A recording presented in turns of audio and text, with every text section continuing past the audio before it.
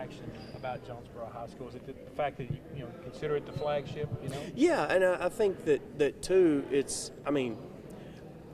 Obviously it's in the hub, and it's Jonesboro, and it's no secret I've been at most of the schools around, but just the challenge of being in that 6A Central was a real draw for me. And at this point in my career, I've been in the 5A East for 2 decades, and it's a challenge. I know it's a challenge, but challenges are exciting, and I think that there's resources here where you can do some special stuff. And just speaking of that challenge, just how much are you excited for the challenge, not just building the high school program, but literally building this from the ground up, from like the Pee Wee level all the way up? And that's what's really exciting.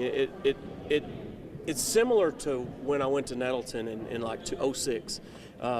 Kind of some lean times, but knew that there were some pieces young, trying to get them organized, get them in the gym, get them go in the same direction, and I could see a lot of similarities there. And so we're talking 4th, 5th, 6th, talking maybe looking at doing some 3-on-3 leagues and doing some of that stuff just to try to narrow that gap, because I really believe, and I'm not just saying this, but there's no difference in us and Bryant. There's not. It's just a matter of getting kids to believe, getting kids to buy in, and that's one thing we've always done. We've always built, and we've always had a pretty strong buy-in from not just the kids on the team, but the community, and if I can get folks to show up at 6 o'clock instead of 7:15.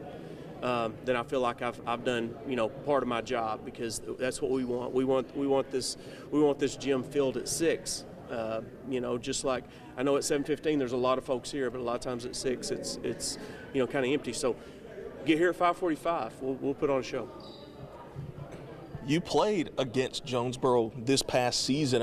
A lot of those players returning. Just your early thoughts when you were scouting, like obviously for Tech, playing against Jonesboro. Just your early thoughts on that roster. Yeah, well, I thought that they really got after you. They defensively, 94 feet, they really got after you. Relentless pressure, and a lot of just a lot of kids who could do stuff. And I know they get hit by the injury bug, as the year went on. But it's exciting to me that there was only 2 seniors on that team, and for the roster to return, and then some kids coming up from a pretty darn good Annie Camp and MacArthur team this year. So there's a lot of pieces that we're really excited to get started. Getting back in DNEA this year? Yeah, that was a stipulation. That was one of my deals. But and I've said it before, but as long as I'm coaching, my team's going to be playing the NEA, because I think, you heard the response from the crowd and the girls, and they want to be at home, and so we can be at home, we can play against good people, we can practice in our gym, but they can still have all the family time that they want.